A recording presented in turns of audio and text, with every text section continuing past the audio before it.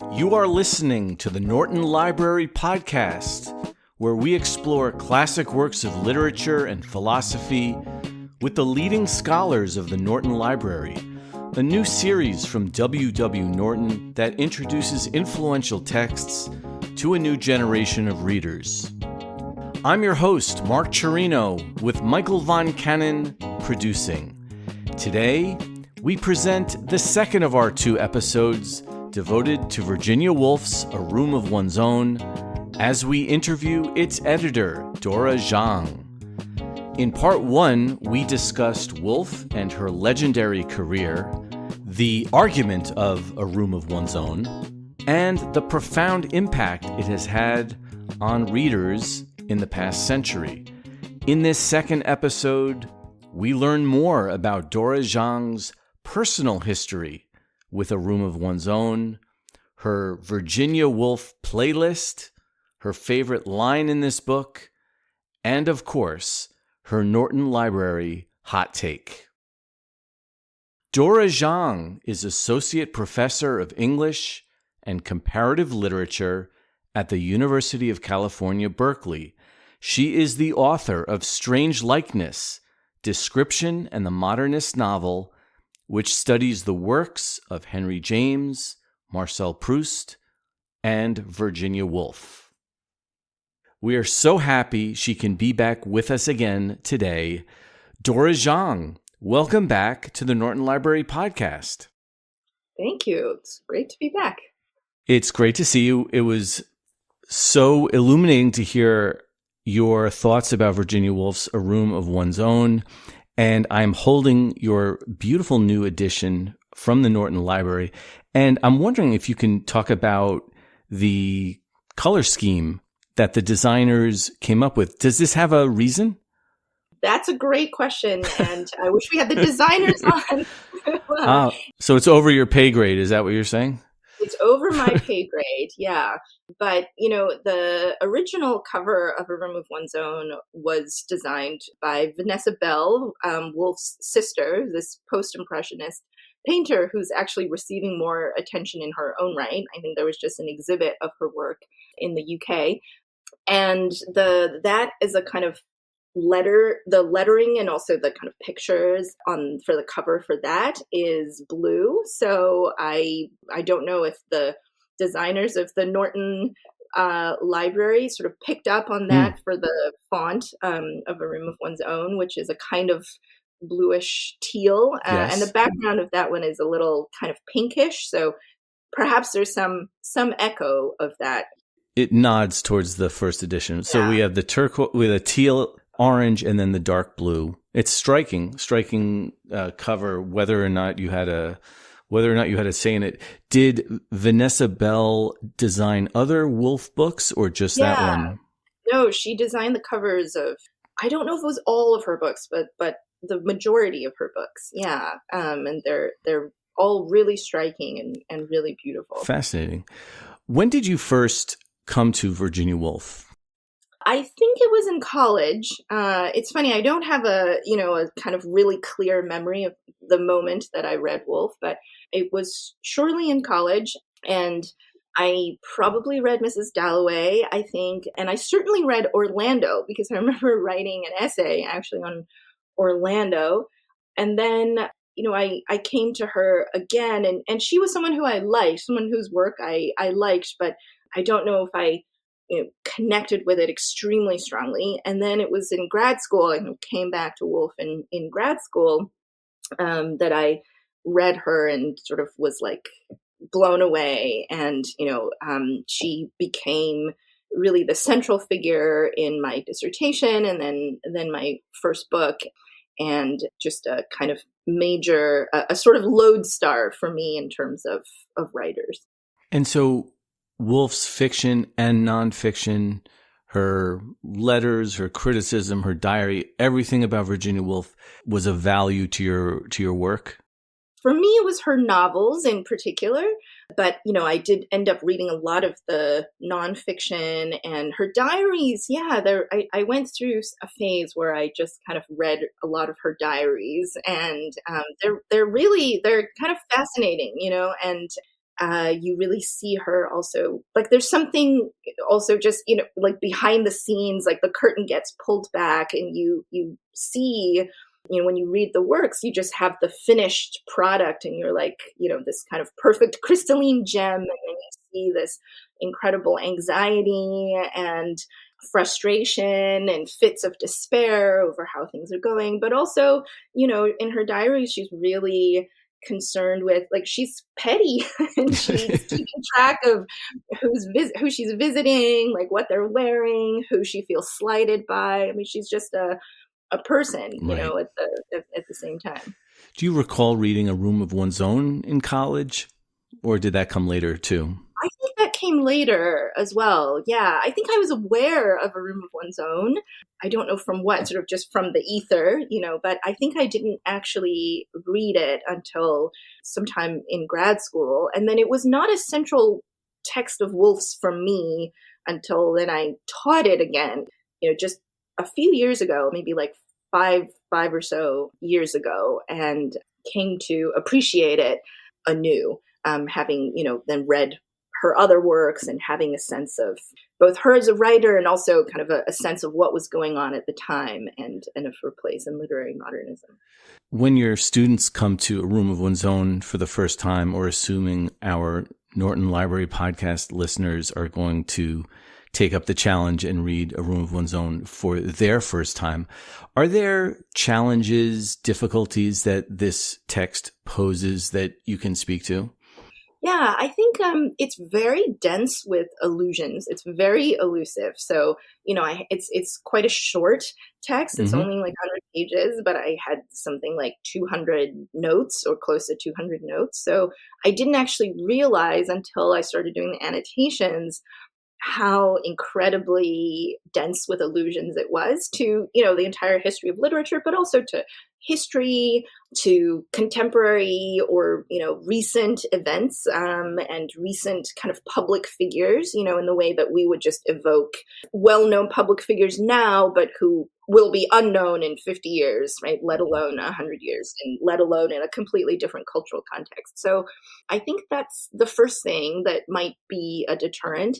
And I think if I think about students, I think sometimes we were talking in the last episode about these kind of narrative stratagems that she uses. And I think that can sometimes make it a little bit hard to know where you are kind of in, the text, because it's not a sort of straightforward presentation of arguments. So what I have also found with students is she's often ventriloquizing particular positions in order to satirize them, in order to ironize them. And that might not be immediately obvious for students. And so they're kind of like, wait, but didn't she just say, and it's in fact, she's ventriloquizing this position in order to mock it effectively, but that might not always be immediately apparent, or who is speaking, or, where we are in the arc of the essay. Is she sometimes constructing some of these fictional hypotheticals, like, for instance, the Judith Shakespeare, in order actually to make it easier on readers, being able to visualize, picture, follow a narrative, even if it is a fictitious narrative of something that happened?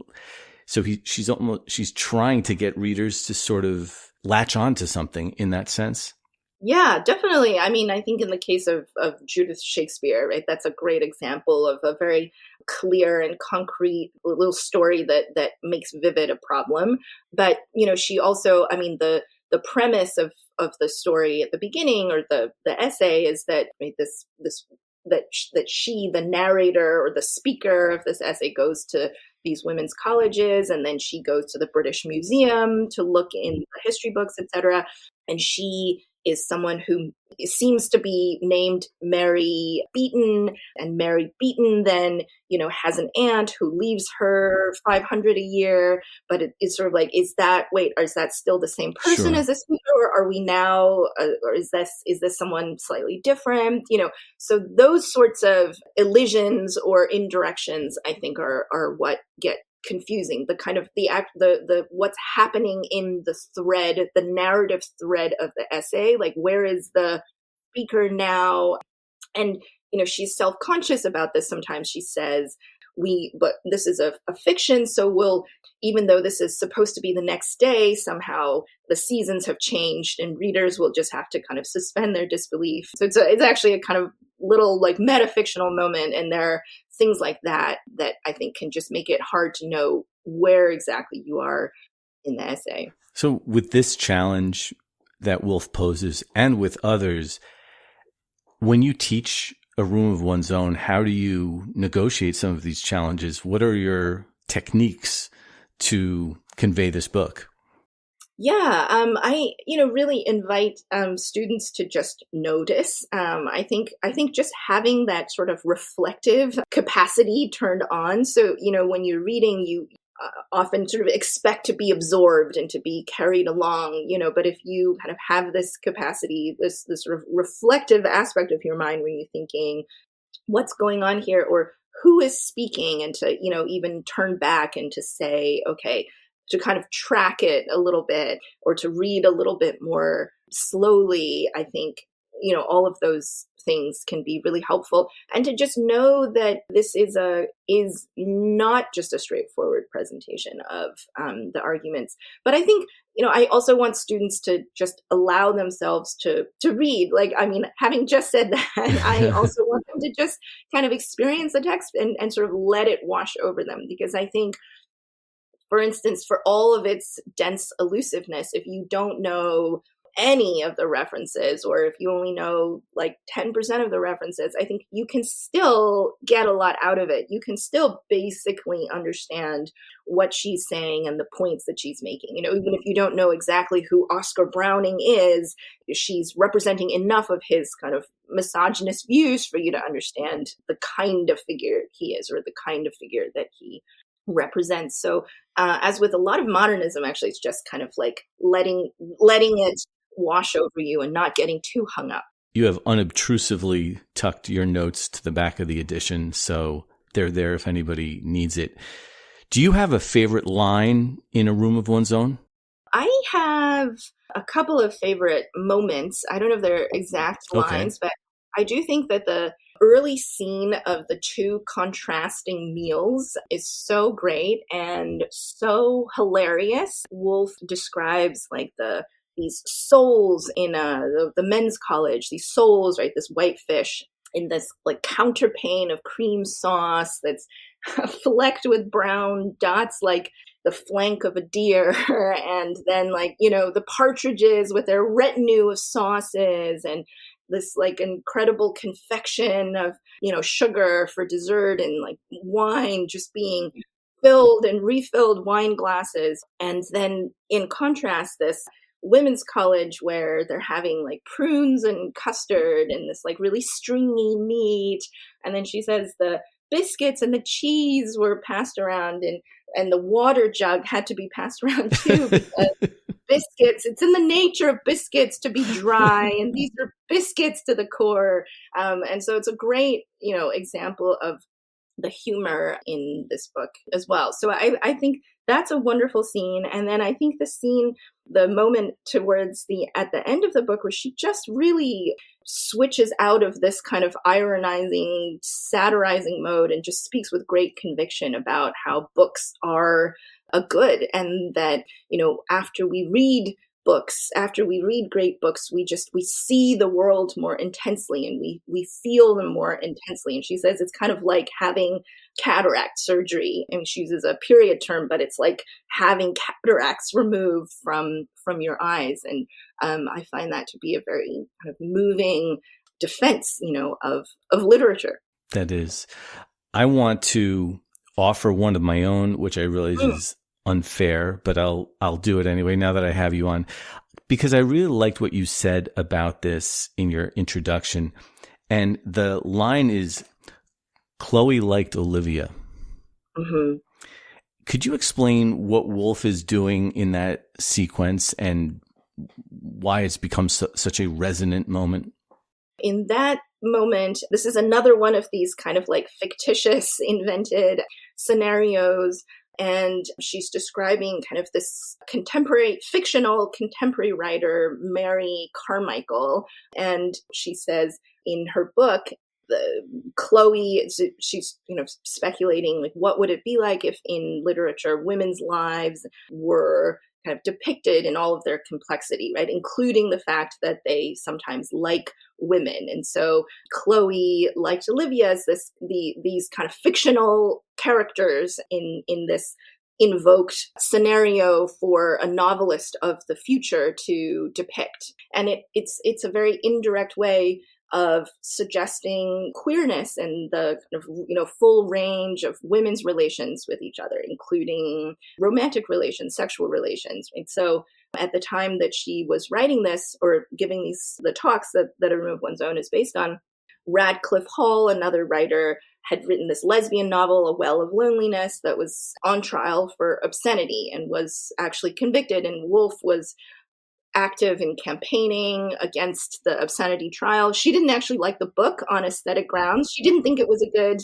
novel. And I think most people, I actually haven't read it, but I think most people agree. But that's not the point, yeah.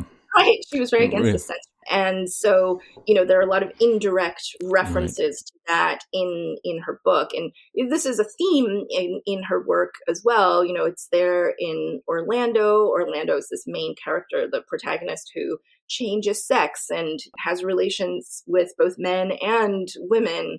And it's there obliquely in a number of her other novels as well, kind of queerness.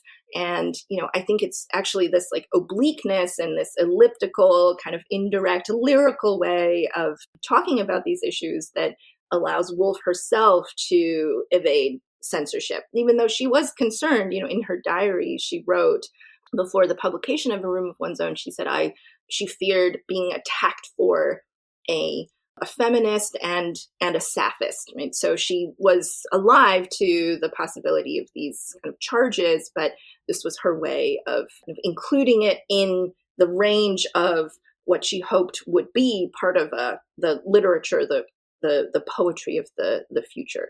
Oh, that's really interesting. Is Virginia Woolf, she seems in other places aware that a feminine sentence or women writers are almost forced into the mode of suggestiveness or being elliptical, that men have the luxury of being able to come right out and say something, but women have to be indirect. And is this maybe one of those examples where she has to go around the exact point that she's trying to make? Yeah, I mean, I think it's complicated because I think she sees that indirection as also a virtue and a kind of stylistic and aesthetic necessity and something with a lot of power as well. So I think she understood, she's really across her work opposed to the tyranny of the ego and the kind of tyranny of the I. She, has a statement like that in A Room of One's Own. And so that kind of direct, straightforward, and sort of assertive statement of opinion or of what ought to be was something that she was kind of allergic to. And so in this sense, she's not, her relationship also to the feminist movement and to the suffrage movement is a little bit complex because she's sort of against really kind of normative and prescriptive claims, right? Even though she's making a lot of arguments in A Room of One's Own, she's sort of against saying things in this prescribing what should be the case. And so I think that's really a sort of philosophical and aesthetic choice on her part, and it's one that critics have also taken her to task for.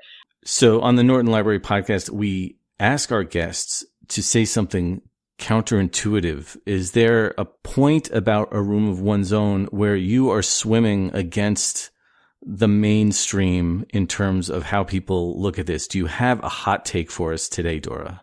I don't know that this is very hot, but I do think that Woolf is really funny, and she doesn't get enough credit for being funny. So, there's some account of William Empson, the kind of early 20th century critic, meeting her at Cambridge when he was a student and just like becoming sick by how much he laughed at her jokes. So, she has this reputation for being very serious and also kind of melancholy and somber. And, she has this kind of tragic life, or at least a tragic end. But she's really incredibly funny, and this is why one of my favorite scenes is that early scene of the contrasting meals. So it's a delight because she's so devastating in her wit.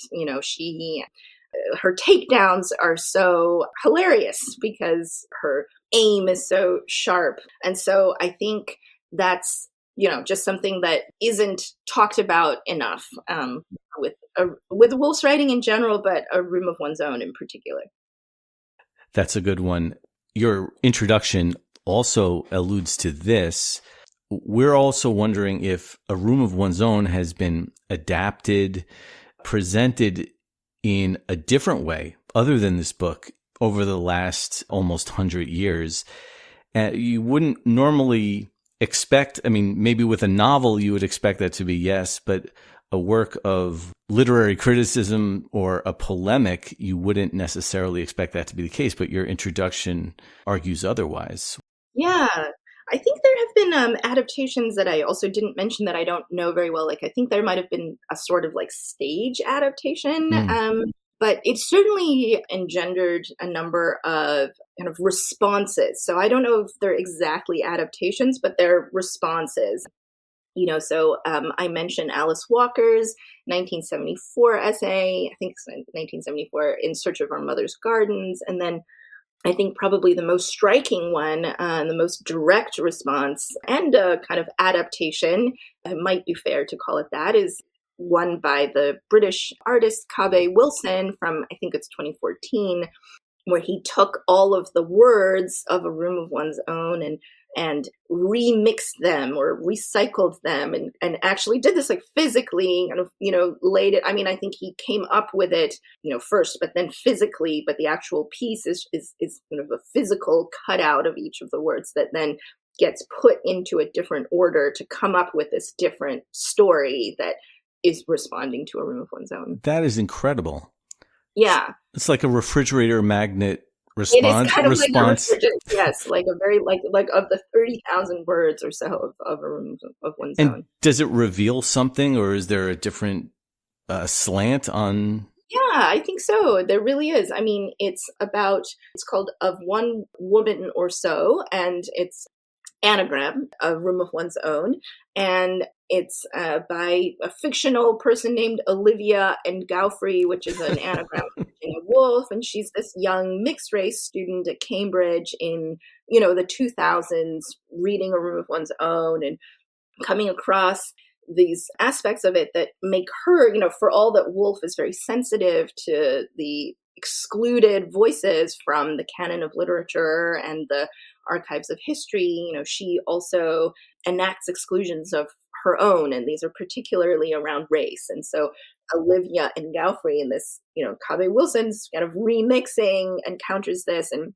just feels alienated at Cambridge, and it's just thinking through again this question of inheritance and what we do with, Woolf says very famously, we must think back through our mothers if we were women, writers. What does it mean if you come across a work that means a lot to you, that is a sort of forebear, but from which you're alienated because there's a moment in it that is that excises you, or that in some way kind of suddenly shows you that this was not written with you in mind. Like, what do we do with kind of these great works of literature that also we read very differently today? And so I think it's a really interesting document that extends many of A Room of One's own ideas while kind of enacting this very incisive critique.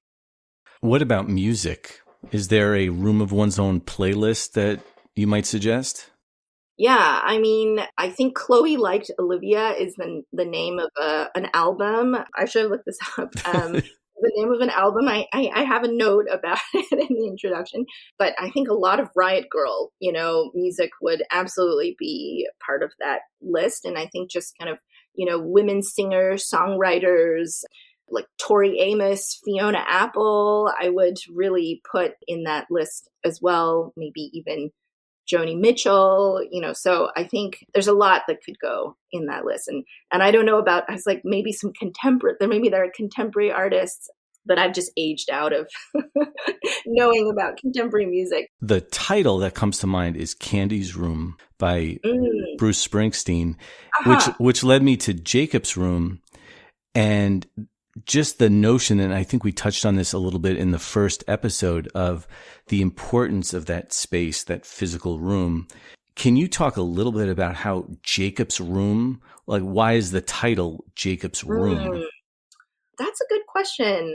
I mean, the room is just this really kind of central metaphor, right? It's both a physical space and it's part of the insistence on material conditions and material necessities, but it also just stands for, the time and the means to have freedom and autonomy.